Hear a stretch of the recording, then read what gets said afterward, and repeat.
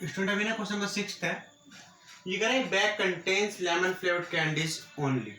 कि हमारे पास एक बैग है, उसके अंदर सिर्फ लेमन फ्लेवर कैंडीज है, लेमन फ्लेवर की ही टॉफियां उस बैग के अंदर है। मालिनी टेक्स आउट, मालिनी नाम की कोई लड़की है, ठीक है, takes out only one candy without looking into the bag. वो बैग के अंदर बिना देखे ना कोई भी टॉफी को बाहर निकाल लेती है। व्हाट इज द प्रोबेबिलिटी, तो प्रोबेबिलिटी क्या होगी, दैट सी टेक्स आउट, जो उसने बाहर निकाला है, आप देखना है कि प्रोबेबिलिटी किसी की पूछी गई है। प्रोबेबिलिटी पूछी गई है ऑरेंज फ्लेवर्ड कैंडी, एक ऑरेंज फ्लेवर की जो कैंडी आएगी वो ऑरेंज फ्लेवर में आएगी, ठीक है।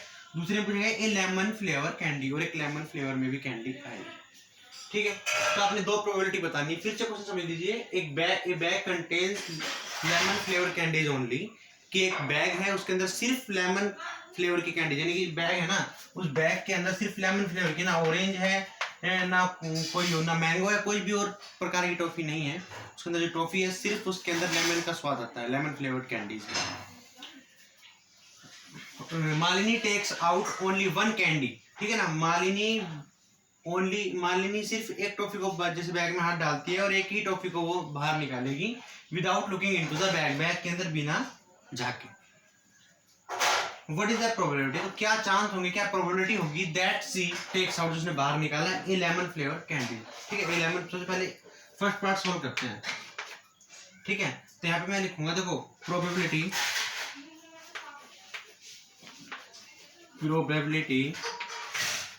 ऑफ ऑरेंज फ्लेवर के लिए है, ऑरेंज फ्लेवर, ठीक है, ऑरेंज फ्लेवर कैंडी, ठीक है। अभी आप चाहें तो इसको ये भी लिख सकते हैं P, ठीक है ना, P और O, या फिर इतना लिख के प्रोबेबिलिटी, या सिर्फ P लिख के probability of orange flavour candy, यहाँ पे ब्रैकेट लगाएंगे, ठीक है। ये ऐसे करके लिख सकते हैं, आपकी अपनी इच्छा है।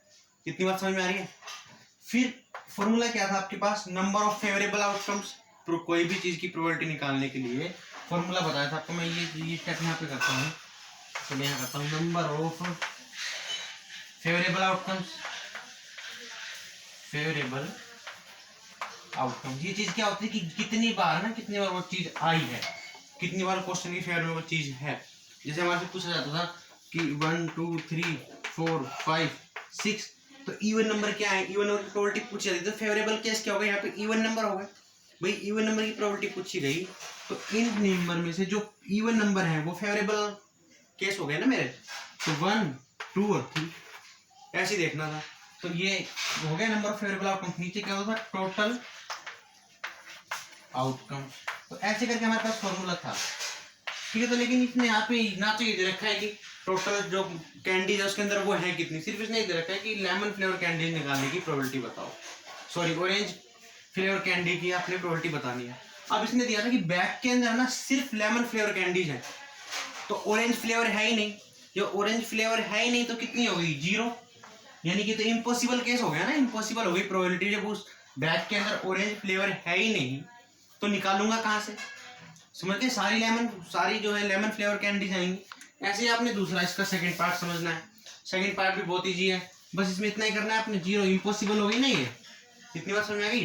दूसरा कहता है कि ए लेमन फ्लेवर, अब देखो बैग के अंदर सारी लेमन फ्लेवर कैंडीज है, तो कोई भी आएगा हाथ डालेगा लेमन फ्लेवर की कैंडी बाहर आएगी, समझ पा रहे हो बात को।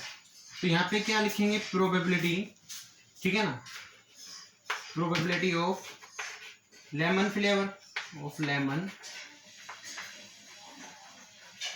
कैंडी, ठीक है ना।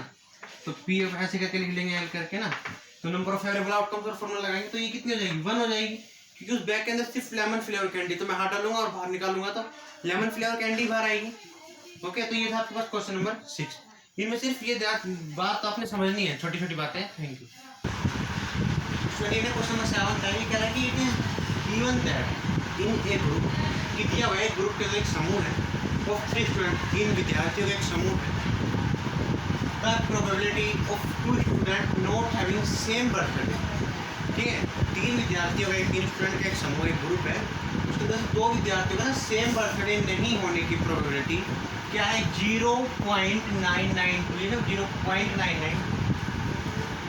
What is the probability that the 2 student, तो प्रोबेबिलिटी क्या होगी दैट द 2 स्टूडेंट, कोई भी जो 2 विद्यार्थी हैं, 2 स्टूडेंट हैं, हैव द सेम बर्थडे, उनका बर्थडे सेम हो, ठीक है ना, आपसे ये चीज़ पूछी गई। तो इसके अंदर आपको देखो आप थोड़ा सा आप सोचेंगे तो having note student note having same birthday, यानी कि कौन सा लग रहा है, नोट वाले को आपने दिमाग में आया ई बार करके लिखना बताया था, है ना, probability of note of an event, है ना, ई बार करके लगाना बताया था।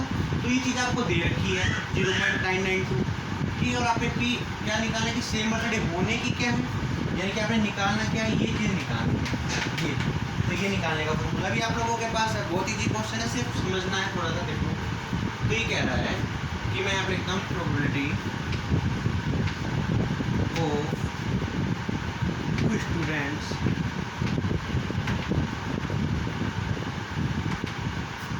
हैविंग,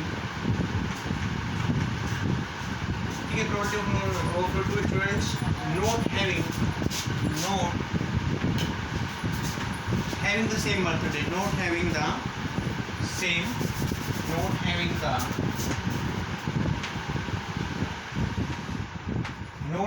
the same birthday, ठीक है, यानी कि not having the same birthday आप इसको कैसे डिनोट करते हैं, मैं आपको बताऊं, पी ऑफ ई बार करके ऐसे इसको आप लिखेंगे 0.992। इतनी बात समझ में आ गई। देखो ये क्वेश्चन में बिल्कुल ना आपको ऐसे करना जैसे आपने एग्जाम में करने होते हैं। तो आपने लिखा probability of two student not having the same birthday, P of E bar यानी कि कॉम्प्लीमेंट्री फंक्शन। अब मैं लिखता हूं यहाँ पे जो मेरे से पूछा क्या गया है प्रोबेबिलिटी ऑफ, ठीक है, क्या पूछा गया, what is the probability that the two student की, वो जो दो विद्यार्थी हैं, तो मैं यहाँ पे लिखता हूं probability of that two student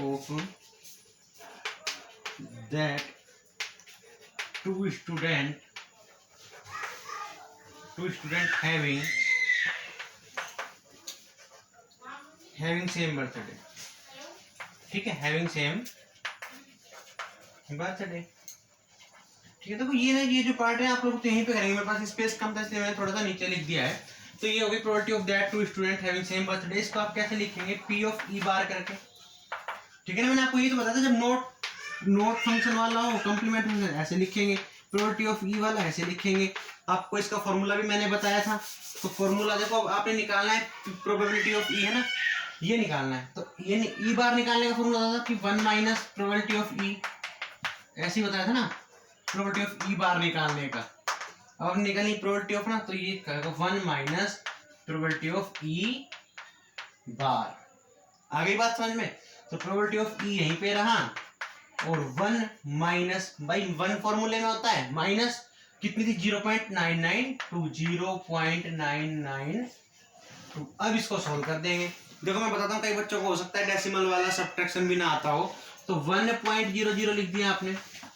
आप डेसिमल के नीचे डेसिमल लिखेंगे तो 0.992, इधर क्या है 0, सब्ट्रैक्ट कर देंगे। तो सब्ट्रैक्ट करेंगे, इधर आ गई कैरी, 10 में से 2 गए 8, 9 में से 9 गए 0, 9 में से 9 गए 0, ये 1 उधर चले गए 0। तो आपके पास आंसर कितना है 0.008। तो स्टूडेंट आप देख रहे हैं कितने इजी क्वेश्चन है, बहुत इजी क्वेश्चन है, ये बहुत अच्छी एक्सरसाइज है आप लोगों को एग्जाम में पास कराने के लिए। Thank you.